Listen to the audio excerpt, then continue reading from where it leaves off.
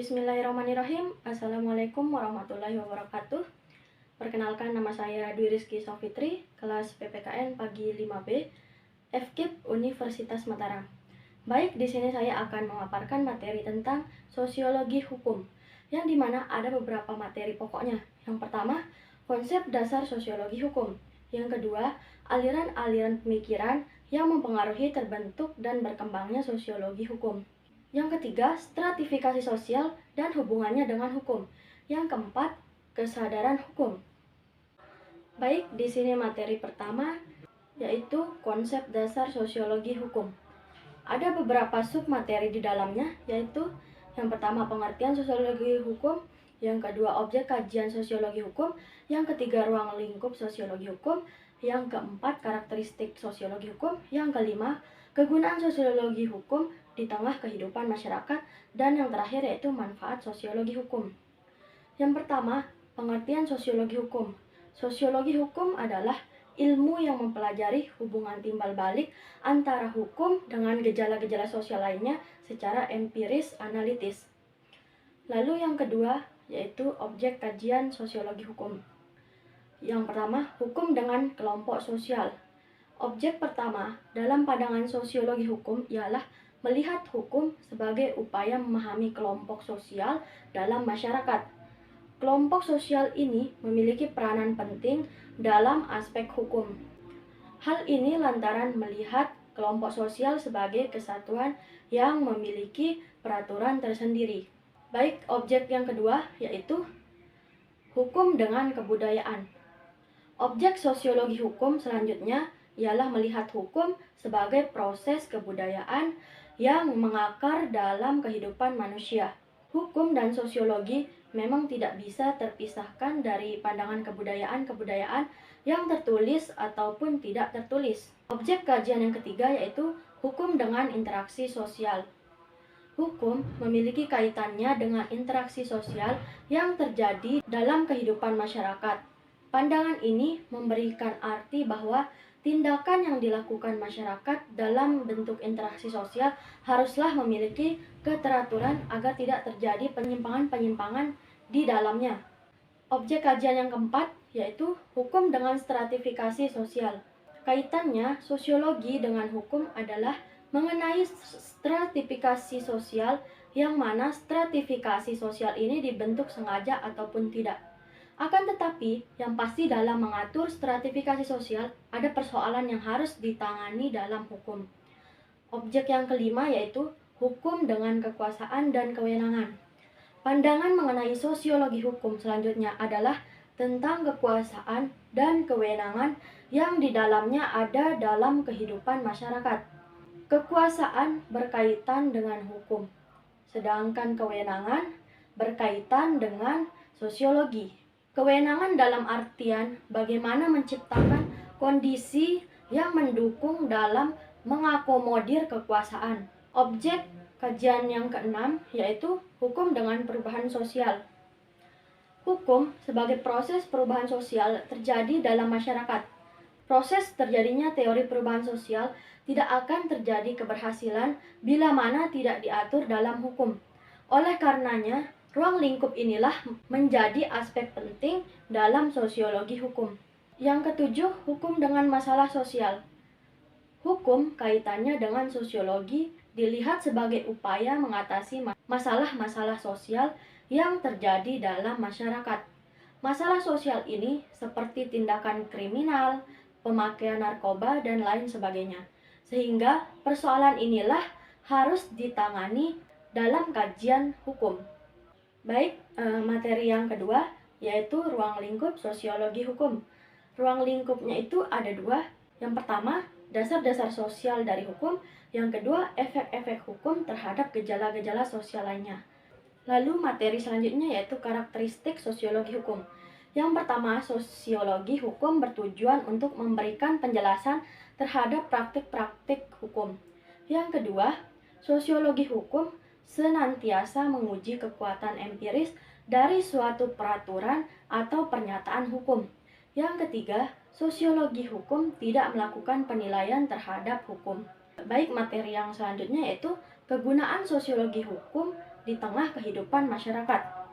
Kegunaannya yaitu yang pertama, mengetahui dan memahami perkembangan hukum positif di dalam negara atau masyarakat. Yang kedua, mengetahui efektivitas berlakunya hukum positif di dalam masyarakat. Yang ketiga, mampu menganalisis penerapan hukum di dalam masyarakat. Yang keempat, mampu mengkonstruksikan fenomena hukum yang terjadi di masyarakat. Yang kelima, mampu mempetakan masalah-masalah sosial dalam kaitan dengan penerapan hukum di masyarakat. Oke, materi yang terakhir yaitu manfaat sosiologi hukum. Manfaat yang dimiliki dalam sosiologi hukum ialah memberikan perlindungan yang sesuai dengan hati nurani masyarakat. Pola tindakan masyarakat dikaji dalam sosiologi hingga dengan adanya hal ini peraturan akan dianggap sebagai suatu kebiasaan yang harus dilakukan dalam menciptakan kondisi yang dalam di tengah-tengah kehidupan masyarakat. Baik, di sini saya akan melanjutkan materi yang kedua, yaitu aliran-aliran pemikiran yang mempengaruhi terbentuk dan berkembangnya sosiologi hukum. Di sini ada beberapa materi, yaitu yang pertama, pemikiran para ahli filsafat hukum dan ilmu hukum yang mempengaruhi terbentuk dan berkembangnya sosiologi hukum. Dan yang kedua, yaitu pemikiran para sosiolog yang mempengaruhi terbentuk dan berkembangnya sosiologi hukum. Baik, kita akan memasuki materi yang pertama, yaitu pemikiran para ahli filsafat hukum dan ilmu hukum yang mempengaruhi terbentuk dan berkembangnya sosiologi hukum. Di sini ada 5 mazhab atau aliran yang dapat mempengaruhi terbentuk dan berkembangnya sosiologi hukum. Mazhab yang pertama yaitu mazhab formalisme. Tokoh aliran ini adalah Johann Austin dan Hans Kelsen. Johann Austin mengatakan bahwa hukum merupakan perintah dari mereka yang memegang kekuasaan tertinggi. Hans Kelsen terkenal dengan teori murni tentang hukum. Artinya, hukum berdiri sendiri terlepas dari aspek-aspek kemasyarakatan yang lain. Sistem hukum menurutnya adalah Stufenbau atau suatu susunan yang hierarkis dari kaidah atau peraturan-peraturan. Yang kedua, mazhab kebudayaan dan sejarah. Pemikiran aliran sejarah dan kebudayaan bertolak belakang dengan pemikiran aliran formalistik. Menurut aliran sejarah dan kebudayaan, hukum tidak bisa lepas dari unsur-unsur kemasyarakatan, sebab ia merupakan bagian dari sistem sosial yang lebih luas. Tokoh yang termasuk dalam aliran ini adalah Friedrich Karl von Savigny dan Sir Henry Maine. Menurut von Savigny, hukum merupakan perwujudan dari kesadaran hukum masyarakat. Sir Henry Maine terkenal dengan teorinya tentang perkembangan hukum dari status ke kontrak yang sejalan dengan perkembangan masyarakat yang sederhana ke masyarakat modern yang kompleks. Yang ketiga, aliran utilitarianisme dan sociological jurisprudence. Penganut aliran ini berpendapat bahwa hukum haruslah memberi manfaat kepada manusia. Ahli aliran ini adalah Jeremy Bentham dan Rudolf Ihring. Bentham menyatakan bahwa manusia bertindak untuk memperbanyak kebahagiaan dan mengurangi penderitaan. Ukuran baik buruknya suatu perbuatan tergantung pada apakah perbuatan dapat mendatangkan kebahagiaan atau tidak. Setiap kejahatan harus disertai dengan hukuman yang sesuai dengan kejahatan tersebut, dan hendaknya penderitaan yang dijatuhkan tidak lebih dari keperluan untuk mencegah terjadinya kejahatan. Ajaran ini disebut hedonistic utilitarianism. Von Ihring menyatakan bahwa hukum merupakan alat bagi masyarakat untuk mencapai tujuannya. Hukum berfungsi sebagai alat untuk mengendalikan individu agar tujuannya sesuai dengan tujuan masyarakat, dan sebagai alat untuk melakukan perubahan sosial. Ajaran ini disebut social utilitarianism. Aliran yang keempat yaitu aliran sociological jurisprudence dan legal realism. Aliran ini melihat efektivitas suatu hukum yang terletak pada kesesuaian antara peraturan yang dibuat dengan perilaku sosial masyarakat. Ahli yang berpengaruh dalam aliran ini adalah Eugen Ehrlich dan Rothschild Pond. Inti ajaran Ehrlich adalah pembedaan antara hukum positif dengan hukum yang hidup atau kaidah-kaidah sosial lainnya. Dia menyatakan bahwa hukum positif hanya akan efektif apabila selaras dengan hukum yang hidup dalam masyarakat. Selanjutnya adalah ajaran Pond menonjolkan tentang apakah hukum yang ditetapkan sesuai dengan pola-pola perilaku masyarakat atau tidak. Aliran yang kelima yaitu aliran realisme. Aliran ini diprakarsai oleh Karl Llewellyn, Jerome Frank, dan Justice Oliver Wendell Holmes, yang dimana ketiganya ini adalah orang Amerika. Mereka menyatakan bahwa dalam proses peradilan hakim tidak hanya menentukan hukum tetapi juga membentuk hukum. Materi yang kedua yaitu pemikiran para sosiolog yang mempengaruhi terbentuk dan berkembangnya sosiologi hukum. Yang pertama, Emil Durkheim. Durkheim berusaha untuk menghubungkan hukum dengan struktur sosial. Hukum dipergunakan sebagai suatu alat diagnosa untuk menemukan syarat-syarat struktural bagi perkembangan solidaritas masyarakat.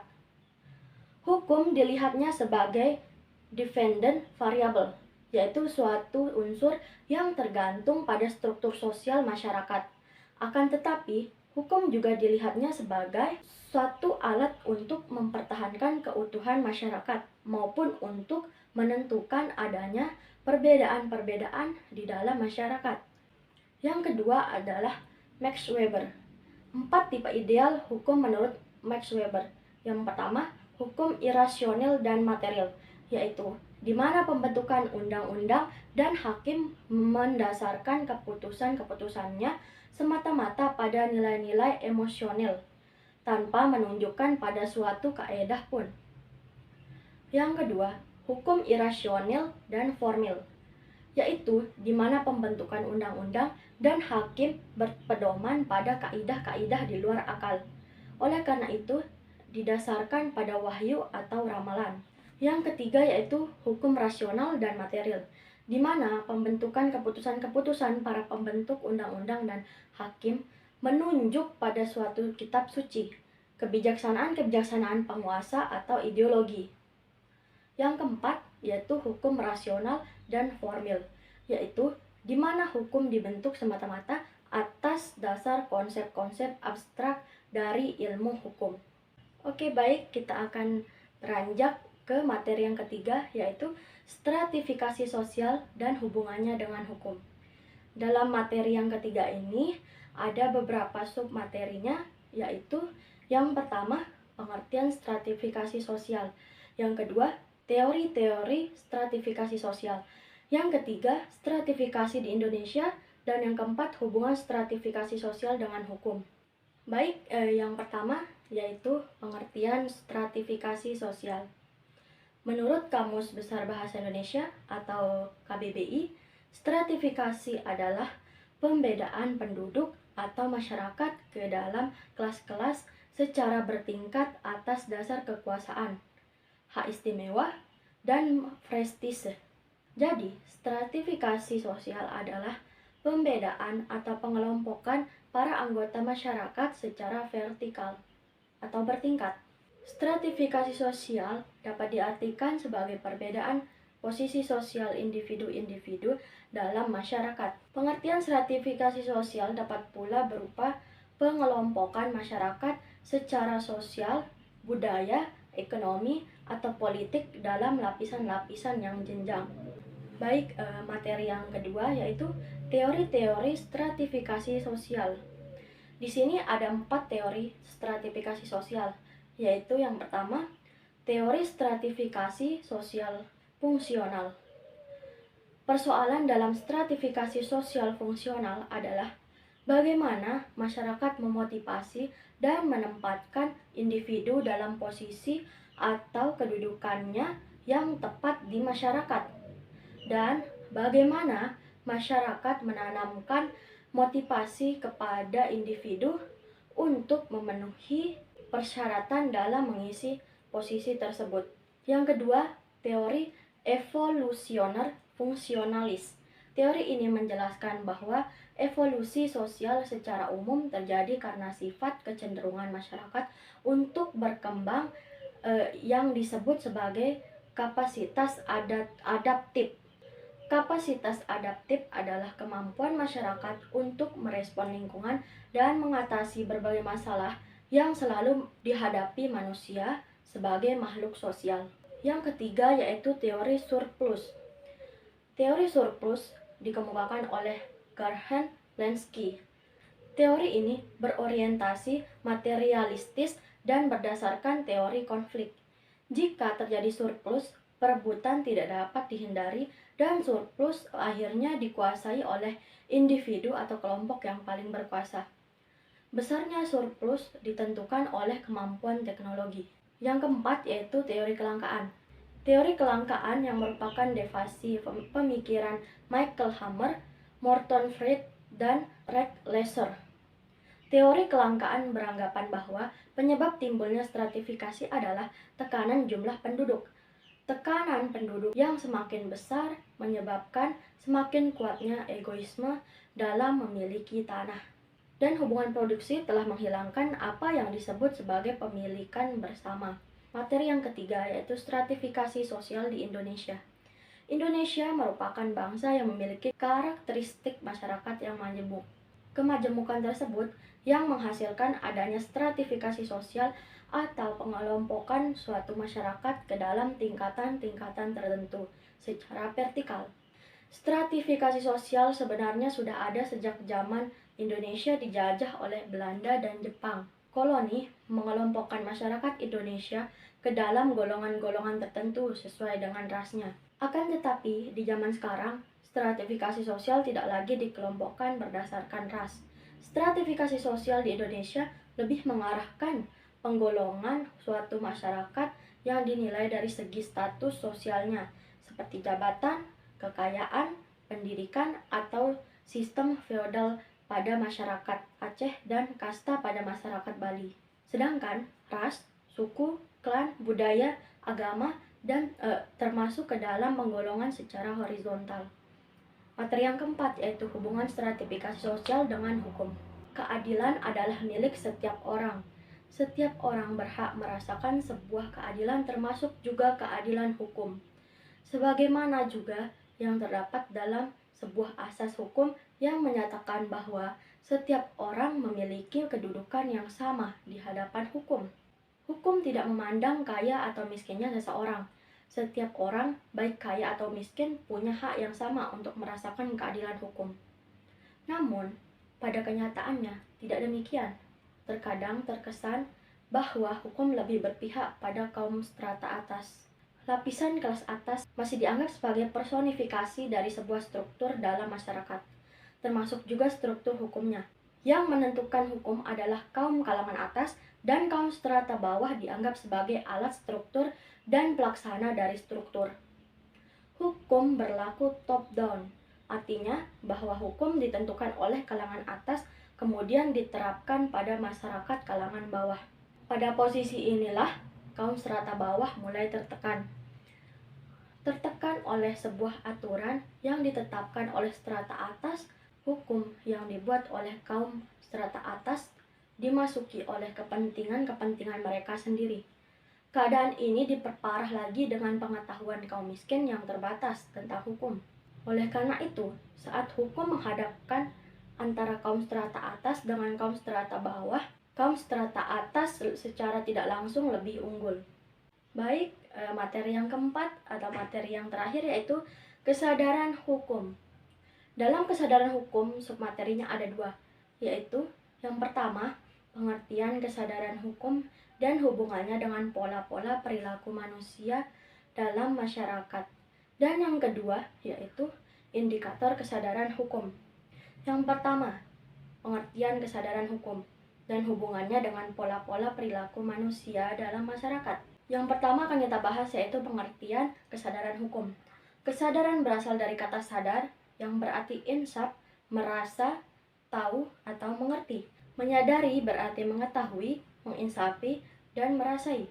Kesadaran berarti keinsafan, keadaan mengerti, hal yang dirasakan atau dialami oleh seseorang. Kesadaran hukum dapat berarti adanya keinsafan, keadaan seseorang yang mengerti betul apa itu hukum, fungsi, dan peranan hukum bagi dirinya dan masyarakat sekelilingnya. Kesadaran hukum itu berarti juga kesadaran tentang hukum, kesadaran bahwa hukum merupakan perlindungan kepentingan manusia yang menyadari bahwa manusia mempunyai banyak kepentingan yang memerlukan perlindungan hukum. Yang kedua, hubungan kesadaran hukum dengan pola-pola perilaku manusia dalam masyarakat. Terdapat kaitan antara kesadaran hukum dengan kebudayaan hukum. Keterkaitan tersebut dapat dilihat bahwa kesadaran hukum banyak sekali berkaitan dengan aspek-aspek kognitif dan perasaan yang seringkali dianggap faktor-faktor yang mempengaruhi hubungan antara hukum dengan pola-pola perilaku manusia dalam masyarakat. Ajaran kesadaran hukum lebih banyak mempermasalahkan kesadaran hukum yang dianggap sebagai mediator antara hukum dengan perilaku manusia, baik secara individual maupun kolektif. Oleh karenanya, ajaran kesadaran hukum lebih menitik beratkan kepada nilai-nilai yang berlaku pada masyarakat. Sistem nilai-nilai akan menghasilkan patokan-patokan untuk berproses yang bersifat psikologis, antara lain pola-pola berpikir yang menentukan sikap mental manusia. Sikap mental yang pada hakikatnya merupakan kecenderungan untuk bertingkah laku, membentuk pola-pola perilaku maupun kaidah-kaidah. Indikator-indikator tersebut sekaligus menunjukkan pada tingkatan-tingkatan kesadaran hukum tertentu di dalam perwujudannya. Apabila seseorang hanya mengetahui hukum, maka dapat dikatakan bahwa tingkat kesadaran hukumnya masih rendah. Tetapi, kalau seseorang dalam suatu masyarakat telah berperilaku sesuai dengan hukum, maka kesadaran hukumnya tinggi. Materi yang kedua yaitu indikator kesadaran hukum. Yang pertama, indikator pertama adalah pengetahuan hukum. Seseorang mengetahui bahwa perilaku-perilaku tertentu itu telah diatur oleh hukum. Peraturan hukum yang dimaksud di sini adalah hukum yang tertulis maupun hukum yang tidak tertulis. Perilaku tersebut menyangkut perilaku yang dilarang oleh hukum maupun perilaku yang diperbolehkan oleh hukum. Indikator yang kedua adalah pemahaman hukum. Seseorang warga masyarakat mempunyai pengetahuan dan pemahaman mengenai aturan-aturan tertentu. Indikator yang ketiga adalah sikap hukum. Seseorang mempunyai kecenderungan untuk mengadakan penilaian tertentu terhadap hukum. Indikator yang keempat adalah perilaku hukum, yaitu di mana seseorang atau dalam suatu masyarakat warganya mematuhi peraturan yang berlaku. Baik teman-teman semuanya dimanapun Anda berada, terima kasih yang sudah menonton video ini. Mohon maaf apabila ada materi-materi saya yang saya salah menyebutkan nama, menyebutkan istilah, dan lain sebagainya. Mohon maaf, karena kesalahan itu datang dari saya sendiri, dan saya mengucapkan banyak-banyak terima kasih kepada ibu dosen yang sudah memberikan saya tugas ini. Semoga kita sehat-sehat selalu dan semoga wabah ini cepat berlalu agar kita bisa hidup dengan normal seperti sebelum-sebelumnya. Terima kasih. Assalamualaikum warahmatullahi wabarakatuh.